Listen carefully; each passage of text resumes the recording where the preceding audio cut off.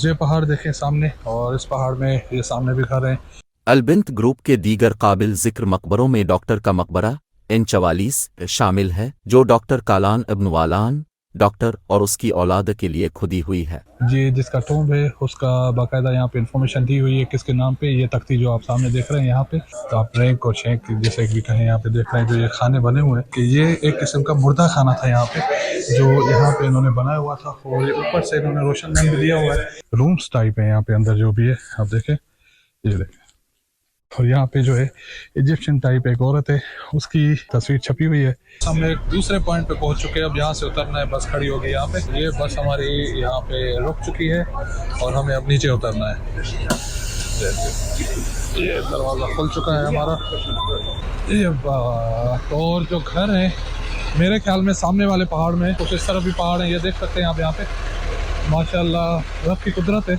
और हमें किस तरफ जाना है टूर गाइड बताएगा। लोग इस तरफ जा रहे हैं तो हम भी इसी तरफ लोगों के साथ जा रहे हैं। ये पहाड़ देखें सामने, और इस पहाड़ में ये सामने भी घर हैं। जैसे वहाँ पे बने हुए थे वो तो बहुत बड़ा और एक ही पहाड़ था, और ये पहाड़ बड़ा है और यहाँ पे घर थोड़े छोटे से बने हुए, वहाँ पे बड़ा बना हुआ था। तो एक ये है, एक यहाँ पर है, और कुछ उसके पीछे है। जो गाइड है हमारा उससे इन्फॉर्मेशन लेंगे। इन्फॉर्मेशन के बाद फिर आपको अंदर से इसका टूर कराएंगे और अंदर के बारे में आपको बताएंगे इसके। तो यहाँ पे पहुँच चुके हैं और सारे लोग यहाँ पे आ चुके हैं, और टूर गाइड जो है हमें आगे बुला रही है, और देखते हैं कि वो यहाँ के बारे में क्या इन्फॉर्मेशन दे रही है। फिर आगे इनको देखते हैं। अलबिंत ग्रुप के दीगर काबिल जिक्र मकबरों में डॉक्टर का मकबरा N44 शामिल है, जो डॉक्टर कालान इब्न वालान डॉक्टर और उसकी औलाद के लिए खुदी हुई है। मकबरा N39 हिजरा का कदीम तरीन मकबरा है, जिसे एक कब्ल मसीह में कामकम बिन्त वालत और उसकी बेटी कुल्लिबुत के लिए तराशी गई थी, और इसमें दाखिली दरवाजे के ऊपर एक महराब वाला पेडिमिनट और उकाब की बुनियाद है। इसकी ऊंचाई 28 मीटर नापी गई होगी, लेकिन टॉप स्टेप डाउन मोफ 2 हाफ मर्लिन का सिर्फ एक हिस्सा मुकम्मल हुआ था। Here we are in the second stop for you in Al Anbat Nabatean Kingdom. So it's called Gears Mountain, and the reason of the name because we have here some of the tombs here. They are mentioned the name of the women. As you know, we know that from the inscription in the top of the eagle. You see the eagle? So I'm going to talk about the eagle, but in the second stop for us. So on the top of the eagle, we have an inscription to mention who is the owner of the tombs. Like here, it's belong to the Abd bin Ubadah, but some of the tombs here, they are mentioned the name of the women. नबाताइयों ने अपने मकबरों को ऊपर से नीचे तक तराश लिया था, और ये सिर्फ दूर से ही नजर आता है। जमीनी सतह के करीब एक नविश्ता नामुकम्मल उगोड़े के बिल्कुल नीचे ये बताता है कि ये जगह रबीबैल ने हासिल की थी, जो एक नबातीन गवर्नर था, जिससे साबित होता है कि किसी खास शख्स और ख़ानदान के लिए मकबरा बनाने से पहले हुसूल का अमल ज़रूरी था। जो सारे टूर करने आए वो उस तरफ जा रहे हैं, जिसमें अंदर जाना है अंदर जाने की इजाज़त है, और इसमें भी फ़िलहाल अंदर जाने की इजाज़त नहीं है।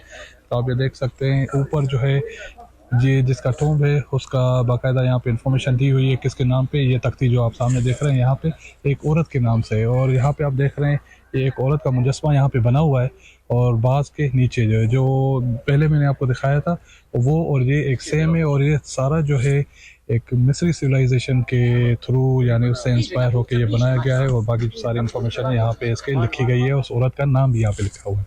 दूसरा टोम्ब उस तरफ है, यानी ये जो घर है उस तरफ, और बाकी जो है पहाड़ के इस तरफ जो राउंड है इस तरफ है, यानी चारों तरफ है इसके।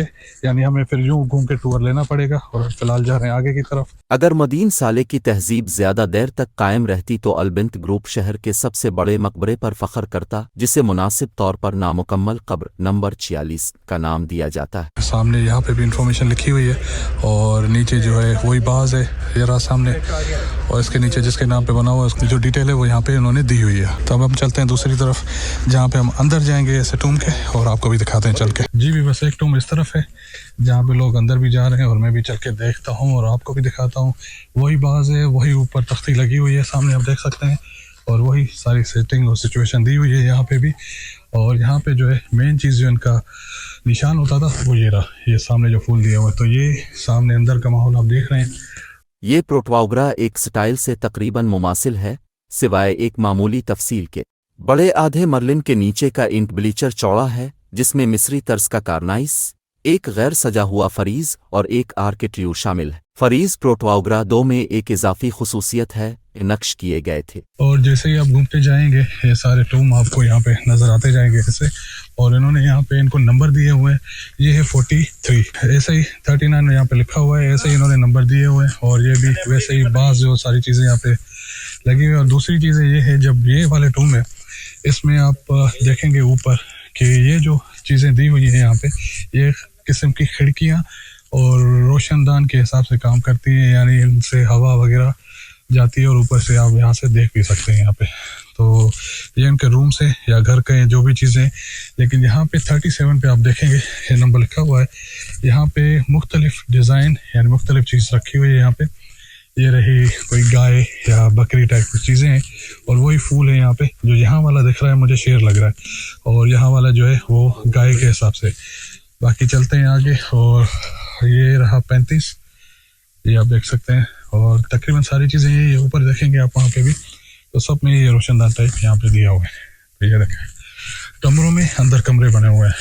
ये मकबरे खित्ते की रेत के पत्थर की चट्टानों और पहाड़ियों में तराशे गए थे, जिनमें से कुछ हज़ारों साल पुरानी हैं। अलोला के मकबरों में पेचीदा नक्शो निगार और आराइशें हैं जो कदीम तहजीबों की फ़नकाराना और तामीराती महारतों की नुमाइश करती हैं जो कभी इलाके में आबाद थीं। डिज़ाइनों में अक्सर जानवरों, हिंसी नमूनों और इंसानी अदाद व शुमार को दिखाया जाता है जो इस वक्त के लोगों के अकायद और रसूम व रिवाज की बसीरत फराहम करते हैं। ये मकबरे मुख्तलिफ तहजीबों से ताल्लुक़ रखते थे जो इस खित्ते में परवान चढ़ी थीं, जिनमें नबातियान, दीदानी और लिहयानीत शामिल हैं। नबातियान अपने मुतासिर कुन चट्टान से बने फ़न तामीर के लिए मशहूर थे। उनकी सबसे मशहूर मिसाल जदीद दौर के उर्दन का शहर पेट्रा है। अलोला में मकबरे पेट्रा में पाए जाने वाले मकबरों से मुमासलत रखते हैं, जो दोनों ख़तों के दरमियान सकाफ़ती ताल्लुक़ की तजवीज़ करते हैं। मकबरों की दरियाफ्त और खुदाई ने सऊदी अरब की कदीम तारीख़ और सकाफ़ती वर्से के बारे में कीमती मालूमात फ़राहम की है। अलोला के मकबरों की दरियाफ्त और खुदाई ने सऊदी अरब की कदीम तारीख़ और सकाफ़ती वर्से के बारे में कीमती मालूमात फ़राहम की है। उन्हें अब यूनेस्को का आलमी सकाफ़ती वर्सा समझा जाता है, और ये उन सयाहों के लिए कोले हैं जो खित्ते की भरपूर तारीख़ और दिलकश खूबसूरती को तलाश करना चाहते। एक ये है, आप देख सकते हैं ये छोटा सा है, और अंदर बैठने की या ये बिस्तर है या लेटने की जगह होगी, वल्लाहु आलम। उस दौर के लोग यहाँ पे कैसे यूज़ करते थे या इसको बना रहे थे, क्योंकि ये भी अनफिनिश लग रहा है अंदर से। और यहाँ से अगर आप आगे देखें तो ये भी ऐसी चीज़ें हैं, और मुख्तलिफ यहाँ पे रूम्स टाइप है यहाँ पे अंदर जो भी है आप देखें, ये देखें। और यहाँ पे भी ये नीचे है, या सोने का है या क्या सिस्टम उन्होंने बनाया था, ये वल्लाहु आलम उसी दौर के हिसाब से उनको पता होगा। यहाँ पे ऊपर कोई तख्ती वगैरह सारी चीज़ें नहीं है। और इस तरफ अगर आप देखेंगे तो एक तो ये है बना हुआ है, और दूसरा यहाँ पे खिड़की टाइप भी रोशनदान टाइप यहाँ पे छोड़ा हुआ है। तो आगे चलते हैं, जो गाइड है हमारा उस तरफ खड़ा है। 26 में हमें अंदर जाने की इजाज़त है, बाकी कहीं नहीं है। ये है अनफिनिश है मेरे ख्याल में।